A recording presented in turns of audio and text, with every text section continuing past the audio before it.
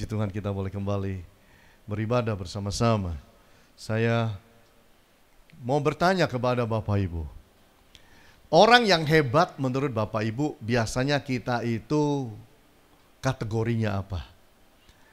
Seringkali yang kita bilang orang hebat adalah orang yang pandainya luar biasa, orang yang mungkin juga terkenal, orang yang mungkin juga kaya luar biasa. Oh, kita bilang dia hebat, dia luar biasa.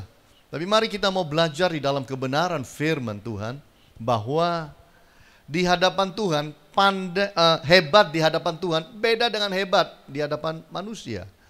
Apakah Tuhan melihat itu semua sebagai sesuatu yang luar biasa? Belum tentu. Itu sebabnya saya ingin bawa kita melihat kepada kebenaran firman Tuhan untuk kita mau belajar betapa hebatnya Kristus. Dan mari kita mau belajar dari Dia bagaimana menjadi hebat, menjadi yang luar biasa dalam kacamata Yesus. Saya membaca kisah nyata mengenai 2015 di Amerika Serikat, di mana yang terjadi penembakan di universitas. Dalam penembakan di universitas tahun 2015, ada seorang anak muda yang pakai mesin gun, dan dia tembak 60 peluru kepada mahasiswa. Dan banyak yang meninggal. Nah, di antara yang meninggal itu ada yang lolos, adalah seorang wanita yang bernama Denise Perasa. Denise Perasa ini lolos karena dia sedang ngobrol dengan seorang teman laki-laki namanya Shannon Johnson. Ketika mereka sedang ngobrol santai, nggak tahu apa yang bakal terjadi, maka tiba-tiba dengar bunyi tembakan yang diarahkan, termasuk diarahkan kepada mereka berdua. Langsung mereka itu dari meja itu langsung berlindung di bawahnya. Dan Shannon Johnson itu rangkul yang perempuan dan berkata, "Tenang, aku sudah dapatkan kamu, aku udah jaga kamu."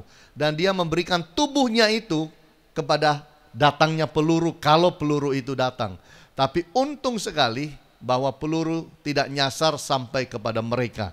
Dan ini merupakan sesuatu yang hebat. Saya yakin dan percaya yang namanya Denise Perasa tidak akan pernah lupa dengan Shannon Johnson yang sudah menolong dia dan menyelamatkan dia. Yang seperti inilah sebenarnya yang dikatakan hebat di mata Allah. Hari ini kita mau belajar mengenai Christ's greatness, kebesaran daripada Kristus, dan kita mau lihat kebenaran firman mengenai kebesaran Kristus ini di dalam Yohanes 4. Kenapa di dalam Yohanes 4 kita mau pelajari? Karena di dalam Yohanes 4 kita mau dapati bagaimana Yesus berurusan dengan seorang wanita Samaria yang sudah punya 5 suami, dan bagaimana Yesus dengan cara penanganannya dia memakai wanita ini menjadi luar biasa. Nah, mari kita mau lihat bersama-sama di dalam kebenaran firman Tuhan di dalam Yohanes pasal yang keempat ini, pada ayatnya yang ke-9 sampai 18. Karena kebesaran Kristus yang kita mau lihat pertama adalah Christ rescues the sinner. Kristus itu menyelamatkan orang berdosa. Itu yang terjadi. Wanita Samaria punya 5 suami, diselamatkan oleh Yesus Kristus. Ayat 9 sampai pada ayatnya yang ke-18. Maka kata perempuan Samaria itu kepadanya, "Masakan engkau seorang Yahudi minta minum kepadaku, seorang Samaria? Sebab orang Yahudi tidak bergaul dengan orang Samaria." Jawab Yesus kepadanya, "Jikalau engkau tahu tentang kasih karunia Allah dan siapakah Dia yang berkata kepadamu, 'Berilah aku minum,' niscaya engkau telah meminta kepadanya dan Ia telah memberikan kepadamu air hidup." Kata perempuan itu kepadanya, "Tuhan, engkau tidak punya timba dan sumur ini amat dalam. Dari manakah engkau memperoleh air hidup itu? Adakah engkau lebih besar dari bapa kami Yakub yang memberikan sumur ini kepada kami dan yang telah minum sendiri dari dalamnya, ia serta anak-anaknya dan ternaknya?" Jawab Yesus kepadanya, "Barang siapa minum air ini, ia akan haus lagi. Tetapi barang siapa minum air yang akan kuberikan kepadanya, ia tidak akan haus untuk selama-lamanya. Sebaliknya air yang akan kuberikan kepadanya akan menjadi mata air di dalam dirinya, yang terus-menerus memancar sampai kepada hidup yang kekal. Kata perempuan itu kepadanya, Tuhan, berikanlah aku air itu supaya aku tidak haus dan tidak usah datang lagi ke sini untuk menimba air. Kata Yesus kepadanya, pergilah, panggillah suamimu dan datang ke sini. Kata perempuan itu, aku tidak mempunyai suami. Kata Yesus kepadanya, tepat katamu bahwa engkau tidak mempunyai suami, sebab engkau sudah mempunyai 5 suami, dan yang ada sekarang padamu bukanlah suamimu. Dalam hal ini engkau berkata benar. Bapak Ibu, di dalam ayat-ayat ini kita pelajari Yesus satu kali waktu jalan-jalan karena capek pelayanan sampai kepada daerah orang Samaria. Karena mataharinya terang, jam 12 siang, panas dan lapar, Alkitab berkata Yesus lapar, letih. Sehingga murid-muridnya pergi beli makanan. Kemudian yang terjadi, waktu Yesus duduk di pinggir sumur, datang seorang wanita untuk timba air. Biasanya orang zaman dahulu itu timba airnya sore. Ini timba airnya siang sendirian. Biasanya bergerombolan. Kenapa ini dia sendirian? Karena kemungkinan besar gak punya teman. Karena kemungkinan besar dia dikucilkan teman-temannya. Kenapa? Karena dia adalah orangnya luar biasa. Punya 5 suami. Orang-orang gak mau bergaul dengan dia. Ini orang beda ini. Nah, Yesus ada di situ, dia datang. Timba air, Yesus minta minum.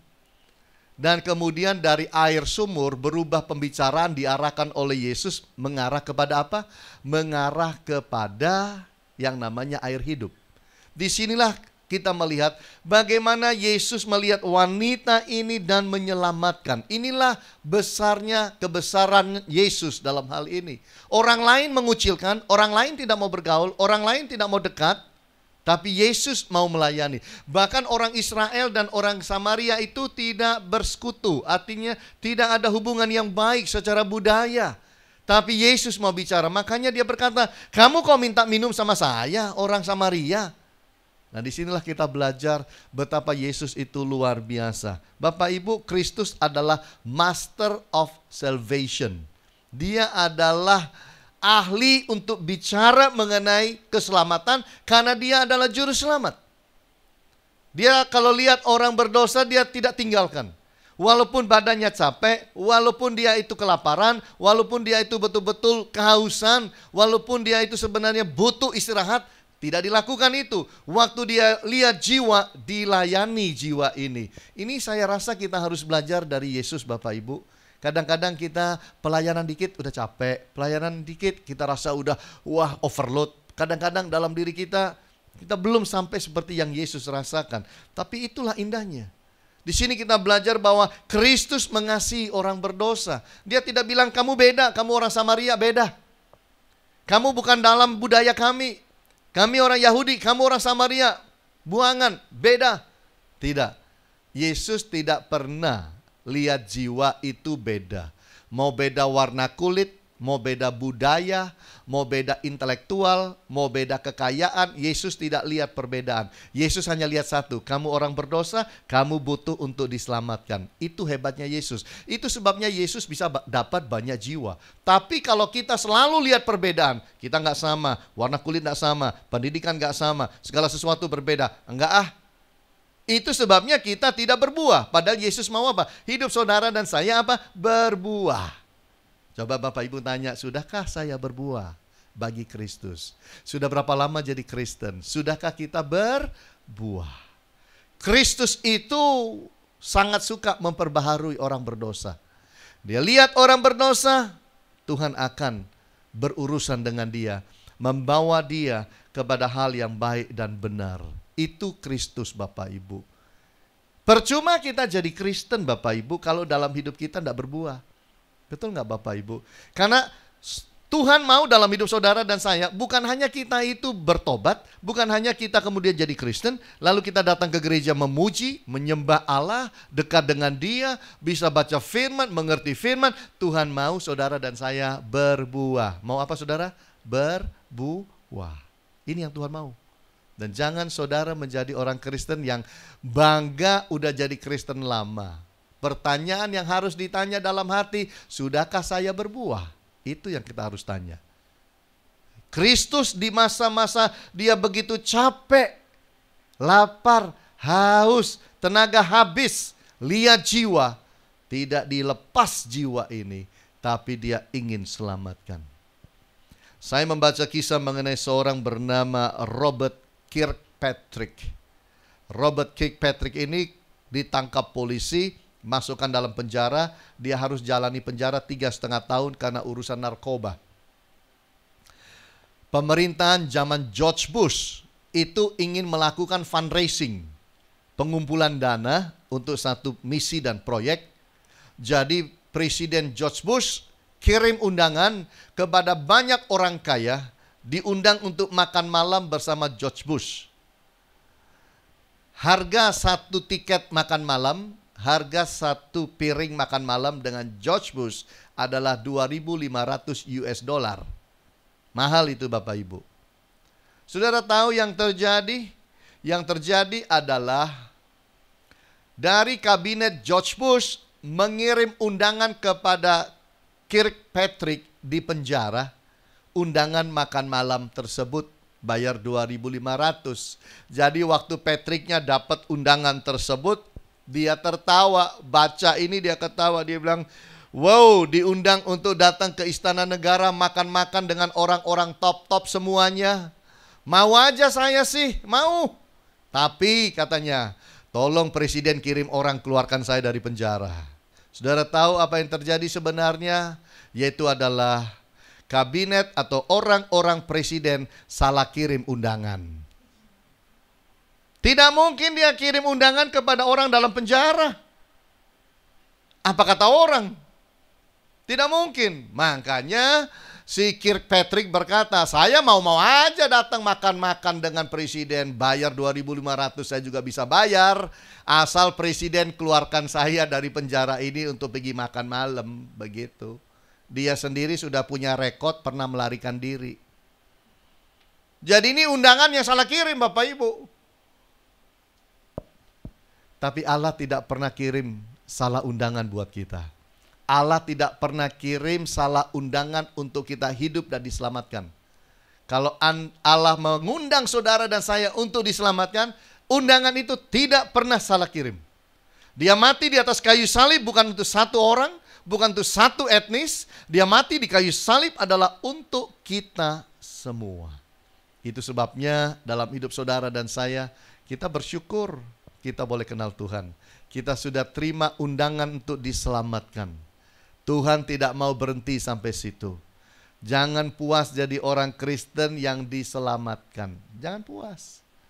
Masih ada tahapan lain yang Tuhan mau dalam hidup saudara dan saya. Tahapan yang berikutnya, yang kedua, kita mau belajar. Yesus bukan hanya menyelamatkan, tapi Yesus merekrut. Christ recruits the sinner. Jadi Yesus ini bukan hanya menyelamatkan wanita yang berdosa, yang punya 5 suami, tapi dia rekrut wanita ini. Ini hebatnya Yesus. Banyak orang selalu salah konsep berpikir bahwa pelayanan itu dilakukan oleh orang-orang yang sudah sempurna. Saya ingin saudara kita hari ini belajar, melayani Tuhan jangan tunggu sempurna. Kalau tunggu sempurna tidak pernah kita sempurna. Setuju Bapak Ibu? Karena tidak ada manusia sempurna di dunia. Mana ada? Nggak ada.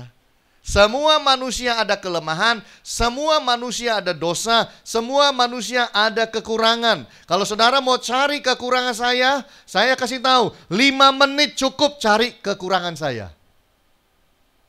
Saya juga punya kekurangan. Saya juga punya kelemahan. Saya juga masih bisa berbuat salah. Kalau kita berkata melayani harus sempurna, kapan kita pelayanan? Gak akan ada kesempatan kita pelayanan Bapak Ibu. Gak ada. Mari kita lihat ayat-ayatnya di dalam ayat yang ke-19. Kata perempuan itu kepadanya, Tuhan nyata sekarang padaku bahwa engkau seorang nabi. Dia diberkati untuk mengerti hal ini. Nenek moyang kami menyembah di atas gunung ini, tapi Kamu katakan bahwa Yerusalemlah tempat orang menyembah. Kata Yesus kepadanya, percayalah kepadaku hai perempuan, saatnya akan tiba bahwa kamu akan menyembah Bapa bukan di gunung ini dan bukan juga di Yerusalem. Kamu menyembah apa yang tidak kamu kenal, kami menyembah apa yang kami kenal, sebab keselamatan datang dari bangsa Yahudi. Tetapi saatnya akan datang dan sudah tiba sekarang bahwa penyembah-penyembah benar akan menyembah Bapa dalam roh dan kebenaran, sebab Bapa menghendaki penyembah-penyembah demikian. Allah itu roh dan barang siapa menyembah Dia harus menyembahnya dalam roh dan kebenaran. Jawab perempuan itu kepadanya, aku tahu bahwa Mesias akan datang, yang disebut juga Kristus. Apabila ia datang, ia akan memberitakan segala sesuatu kepada kami. Kata Yesus kepadanya, akulah dia yang sedang berkata-kata dengan engkau. Dalam bagian kedua kita belajar bahwa Yesus ini sedang bicara kepada dia mengenai pengetahuan yang tidak pernah dia tahu. Dia sebut Yesus pertama sebagai Nabi. Lalu kemudian dia berubah. Dia memahami Yesus sebagai Mesias. Pengetahuannya bertambah. Dan ini dibutuhkan untuk supaya dia itu bisa direkrut oleh Kristus. Orang ini saya katakan ya lumayan hebat wanita ini. Kenapa hebat Bapak Ibu? Karena saya percaya wanita ini cantik. Ini orang tidak disebut Alkitab cantik, tapi dari kisah di baliknya kita tahu dia cantik. Kenapa bisa begitu?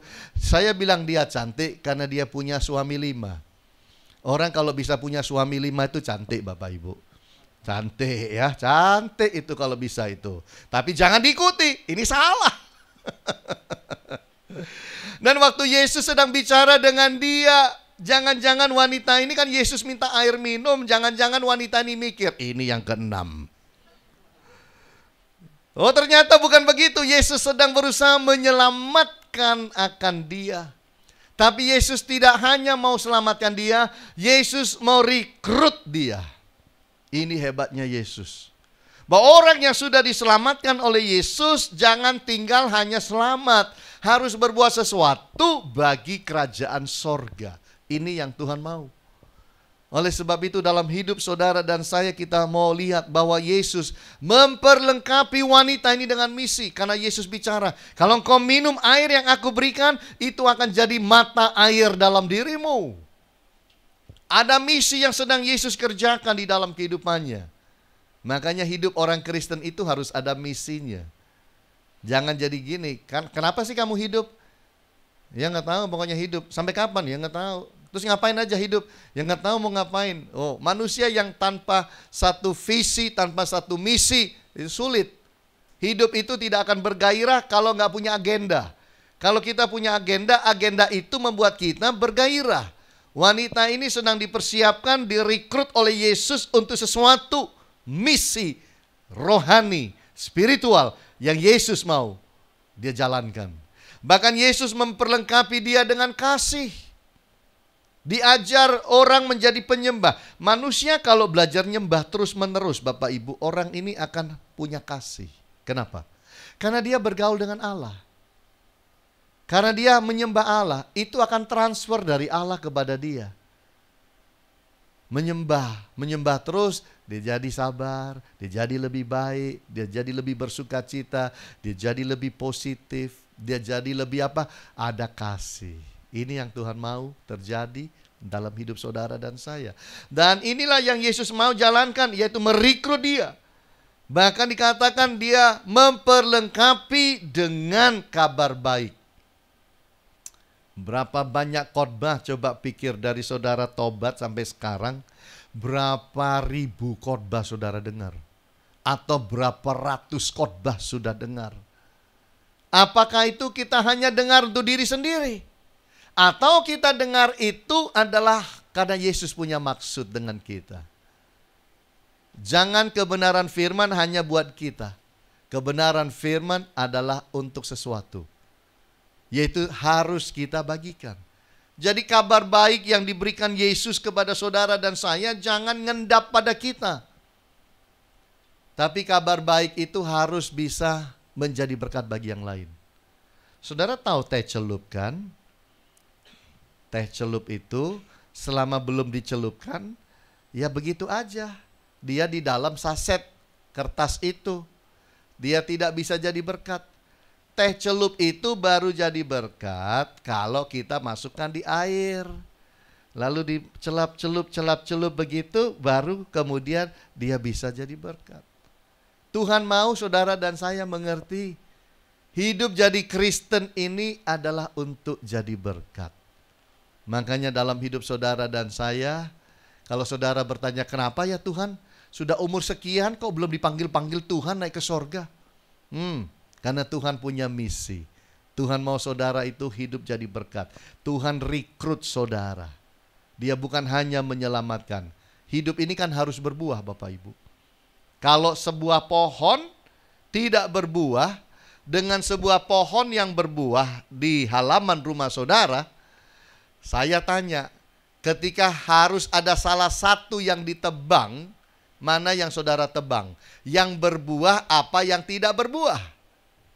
Pasti dengan cepat kita bilang apa? Itu aja tuh yang gak berbuah itu. 10 tahun ditanam di sana gak berbuah-berbuah. Itu ajalah yang kita potong. Yang ini aja. Jangan Pak, ini berbuahnya lebat Pak. Jangan Pak, ini buahnya manis-manis Pak. Ini kalau berbuah musimnya, oh banyak sekali buahnya. Kalau yang itu sudah 10 tahun kering melulup, disiram model apapun, gak pernah berbuah. Itu aja Pak kalau mau ditebang.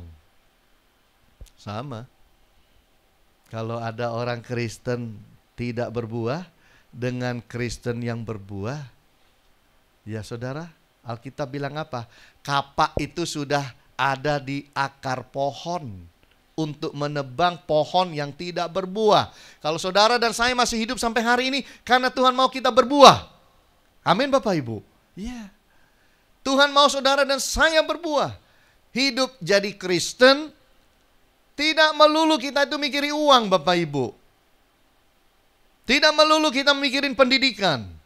Hidup jadi orang Kristen tidak melulu kita memikirkan diri kita sendiri, keluarga kita sendiri. Kita eksis, kita ada juga untuk orang lain. Itu sebabnya mari dalam hidup saudara, kalau Tuhan sudah percayakan kebenaran firman, tiap hari Minggu dengar firman, kalau hanya hari Minggu itu 52 minggu, kalau nggak bolos. Kalau masih ditambahi tengah minggu, tiap tengah minggu dengar firman. Atau akhir minggu dengar firman. 1 tahun 100 khotbah. 10 tahun jadi Kristen 1000 khotbah. 1000 khotbah itu banyak Bapak Ibu. Itu bisa bikin saudara jadi pendeta itu. Apalagi kalau 20 tahun jadi orang Kristen. Kalau diisi terus begini gak pernah dibagikan, itu gimana rasanya hidup? Hidup itu adalah membagi. Kristus siapkan kita untuk satu tahap yang lebih lagi, yaitu tahap yang ketiga, yaitu adalah Kristus menebus lewat orang berdosa. Jadi jangan tunggu hidup jadi sempurna. Kapan kita sempurna? Nanti di sorga sempurna. Kita ini masih banyak kekurangan, masih banyak kelemahan, masih banyak keterbatasan hidup. Kita harus tahu itu. Dan orang lain tahu. Jangan pernah nganggap semua yang pelayanan sempurna. Ntar kecewa Bapak Ibu.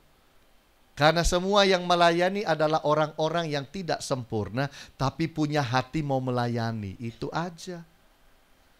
Nah yang ketiga ini adalah Kristus menebus lewat orang berdosa. Tadi yang pertama dia menyelamatkan orang berdosa. Kemudian dia merekrut orang berdosa. Lalu yang ketiga dia menebus lewat orang berdosa. Hebat nih. Wanita ini dari diselamatkan, dipersiapkan, dan kemudian diutus itu pada hari yang sama. Kenapa? Karena di ayat 39 dia kan tinggalkan, dia punya ember, dia punya tempayan, ditinggalkan lalu dia lari masuk ke kota. Untuk apa masuk kota? Untuk ceritakan mengenai Yesus. Makanya diceritakan kepada mereka bahwa ada orang yang bisa tahu aku punya suami 5 nih. Jangan-jangan dia nabi nih. Jangan-jangan dia Mesias ini. Nah, ayat 39, dan banyak orang Samaria dari kota itu telah menjadi percaya kepadanya karena perkataan perempuan itu. Karena perkataan siapa? Perempuan itu. Berarti perempuan ini direkrut, diselamatkan, direkrut, sudah kemudian diutus untuk menebus dan menyelamatkan banyak yang lain. Ini orang hebat. Dan itu terjadi dalam sehari, Bapak Ibu. Dalam sehari. Orang banyak menjadi percaya karena perkataan perempuan itu yang bersaksi, ia mengatakan kepadaku segala sesuatu yang telah ku perbuat.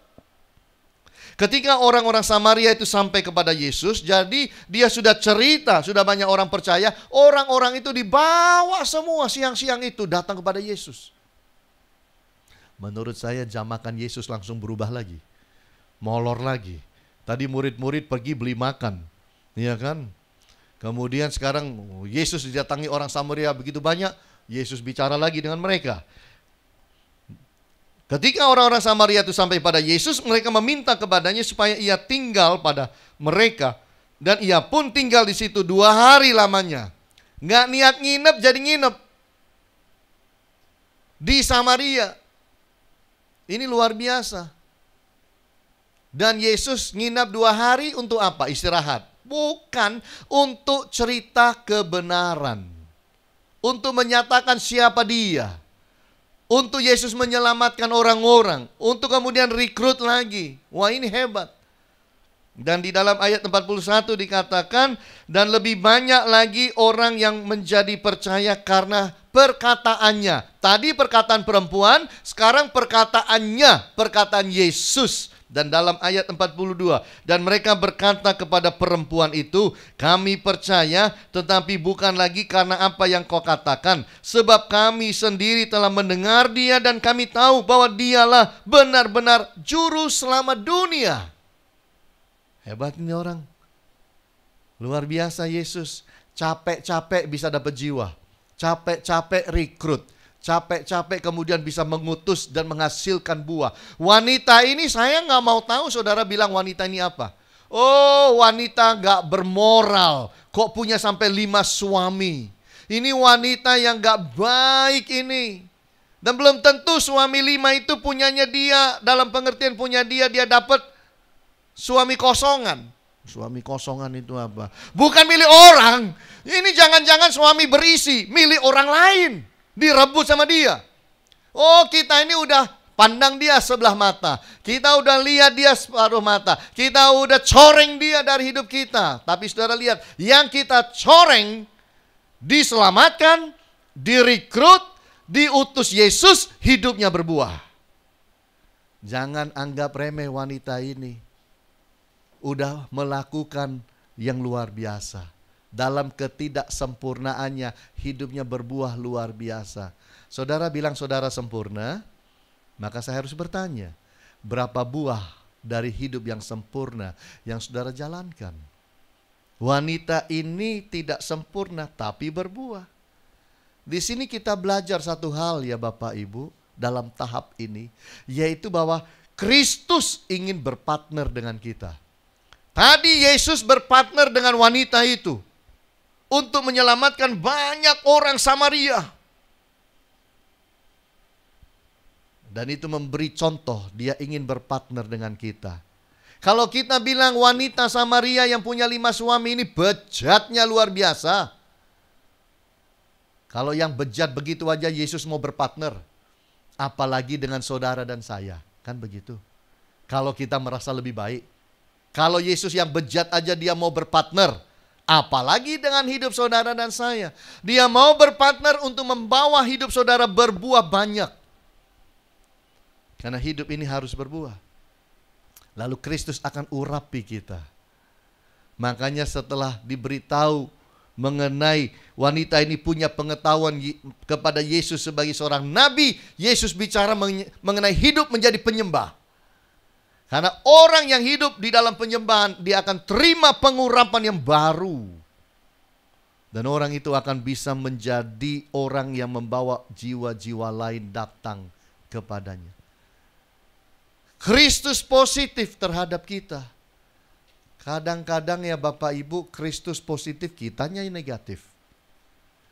Berapa banyak kita negatif lihat diri kita sendiri. Kita bangun pagi, kita lihat di cermin wajah kita, kita negatif pada diri sendiri. Udah tua ya, banyak jerawat, banyak kerutan ya, nggak kayak dulu ya. Makanya orang-orang kalau sudah umur 50-an ke atas itu ya, cermin itu nggak pernah dilapi, biar agak-agak samar-samar begitu. Kalau yang masih muda-muda umur 20-an itu cermin dilap tiap hari, supaya kelihatan cantiknya dia. Kalau sudah 50 ke atas, 60 ke atas sudah nggak usah dilap lah, percuma. Lebih bagus kabur-kabur begitulah, supaya agak menghibur kita. Di sini kita melihat Bapak Ibu bahwa Kristus itu positif pada kita, tapi seringkali kita negatif pada diri sendiri. Bagaimana kita bisa dipakai Allah kalau kita terus jadi orang negatif? Nggak usah bicara dipakai Allah. Bagaimana kita bisa hidup baik, bagaimana bisa bekerja dengan baik, berkarya dengan baik, berkarir dengan baik kalau kita selalu negatif. Negatif mengenai pemerintah, negatif mengenai ekonomi, negatif mengenai politik, negatif mengenai bangsa kita, negeri kita, budaya kita, semua kita negatif. Lah kalau sudah negatif semuanya, terus mau tinggal di mana? Terus Tuhan bilang, naik sini, naik sini, naik sini. Mau naik? Nggak mau kan? Mau lebih lama kan di sini? Makanya dalam hidup kita ini saya beritahu, orang negatif itu tidak pernah hasilkan apa-apa. Tapi kalau orang negatif dan mau diubahkan Tuhan, akan menghasilkan sesuatu. Wanita ini tahu dia itu di mata masyarakat negatif banget, tapi dia mau diubahkan, dia mau dipakai, dan dia membawa berkat. Makanya kembali lagi, berapa tahun sudah jadi orang Kristen. Marilah kita berubah, supaya kita mau berdoa, Tuhan iya, itu salah satu keluarga besar belum bertobat, Tuhan tolong, supaya saya bisa bawa kebenaran firman kepadanya. Tuhan itu teman saya satu di kantor itu belum kenal kebenaran, biar saya bisa bawa dia kenal kebenaran-Mu. Tuhan itu tetangga saya satu itu belum tahu mengenai kasih-Mu, biar saya boleh jadi berkat untuk menyatakan kasih-Mu. Marilah kita belajar dalam hidup ini bahwa kadang-kadang kita harus berkorban untuk sesuatu yang besar terjadi. Yesus berkorban. Makan tertunda, istirahat tertunda, capek tambah banyak, tapi dia menghasilkan satu buah besar. Siang hari itu wanita top bertobat, lalu hampir begitu banyak, hampir seluruh kota ikut bertobat. Dia nginep lagi 2 hari, tambah banyak lagi bertobat. Yesus berbuah, karena Yesus mau untuk belajar berkorban. Bapak Ibu yang Tuhan Yesus kasihi, pada tahun 2005 di Korea Utara, Korea Utara itu punya satu tempat penjara yang sangat luar biasa. Ketatnya luar biasa. Tidak ada manusia bisa keluar dari penjara itu. Karena super ketat penjagaannya, tembok tinggi, dan juga dikelilingi lagi oleh aliran listrik temboknya. Kawat duri pakai listrik. Di dalam penjara itu ada seorang bernama Shin Dong-kyuk. Shin Dong-kyuk bukan masuk penjara. Shin Dong-kyuk ini lahir di penjara, hidup di penjara, kerja dalam penjara, dan penjara itu adalah dunianya. Tidak pernah keluar dari penjara, hanya ada di penjara sampai umur 23. Tidak pernah tahu dunia luar. Karena dia lahirnya dalam penjara. Capek kerja, paksa. Makannya sedikit, istirahatnya sedikit. Tidak ada entertainment sama sekali. Tidak tahu dunia luar. Hanya tahu tembok abu-abu itu aja. Dengan pakaian tahanan, seragam tahanan. Hanya itu dia tahu. Penjaga yang keras-keras dan kasar-kasar, jahat-jahat. Hanya dua macam manusia dia tahu. Satu penjaga, satunya yang dijaga.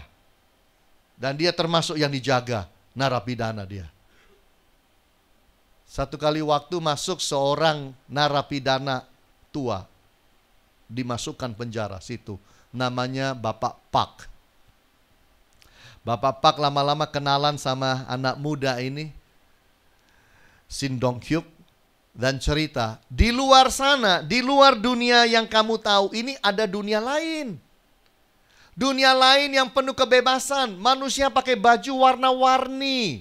Manusia bisa pergi nonton film, manusia bisa ada yang namanya mobil itu ada.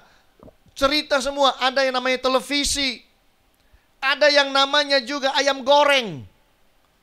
Karena anak muda ini, Shin Dong-hyuk, tidak pernah makan ayam goreng. Kalau saudara bilang saudara susah dan saudara masih bisa makan ayam goreng, itu Anda masih lebih hebat. Ini anak muda umur 23 tahun tidak pernah tahu ayam goreng. Tidak pernah makan. Lalu ditanya, ayam goreng itu rasanya gimana? Ayam goreng itu rasanya nikmat sekali seperti sebuah kebebasan. Jadi buat dia ayam goreng itu bebas. Lama-lama bergaul, Pak Tua ini kasihan sama anak muda ini. Pak Tua bilang, saya udah tua. Saya mau kamu keluar dari tempat ini. Lalu diaturkan cara bagaimana mereka melarikan diri. Lalu Pak Tua itu bikin cara. Yang lari duluan saya, kamu nyusul. Itu kawat duri itu bertekanan tinggi listrik. Jadi yang harus kamu lakukan adalah kalau saya sudah loncat, kamu loncat di atas tubuh saya. Udah janji itu. Tidak boleh tidak. Tidak boleh gagal. Kamu gagal, kamu mati. Jadi ini lari dan tidak boleh gagal. Anak muda ini tidak tahu. Jadi waktu kesempatan sudah ada, bapak tua itu lari dan loncat dan pas kena di tiang di tiang pagar kawat berduri dan berlistrik tekanan tinggi, kena setrum ribuan watt, langsung goyang-goyang mati saudara. Begitu itu anak muda ini lari dan loncat keluar. Ini kisah nyata. Dia keluar, dia lari dan sekarang dia sudah hidup. Ada di Korea Selatan. Sudah mengerti apa itu ayam goreng. Sudah dapat kebebasan. Dan hanya dialah yang bisa cerita betapa super ketatnya penjara di Korea Utara itu. Luar biasa. Dan kalau dia bisa keluar, sampai mati tidak pernah bisa lupa seorang tua bernama Bapak Pak yang membawa dan membuat dia bisa keluar dengan nyawanya. Bapak Ibu yang Tuhan Yesus kasihi, kita nggak akan pernah selamat kalau Yesus tidak naik ke atas kayu salib, menyerahkan tubuhnya, nyawanya buat kita. Siapa kita ini? Oleh karena dia berkorban, maka saudara dan saya bisa selamat.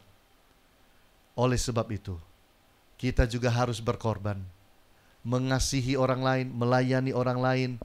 Pelayanan bukan main-main, tapi adalah sebuah kehidupan dan panggilan. Mari di dalam hidup saudara, tidak perlu jabatan dalam gereja untuk melayani. Ada banyak keluarga di sana, ada banyak anak muda di sana, perlu dilayani. Tapi butuh saudara berkorban. Jadi lebih capek mungkin hidup ini. Jadi mungkin saudara banyak agenda bisa tertunda. Banyak pengorbanan bisa terjadi. Tapi nanti akan ada buahnya. Dan ketika kita dilihat Tuhan berbuah, Tuhan bilang engkau hebat. Karena kita mau belajar seperti Kristus. Kita bisa menjadi orang-orang yang hidup jadi terang. Kita bisa jadi orang-orang yang mau menjadi garam bagi orang lain, membagi kasih Kristus. Tuhan tidak panggil saudara dan saya sekedar jadi Kristen. Dia panggil saudara dan saya untuk kita boleh menjadi orang-orang yang bisa menjadi berkat bagi orang lain.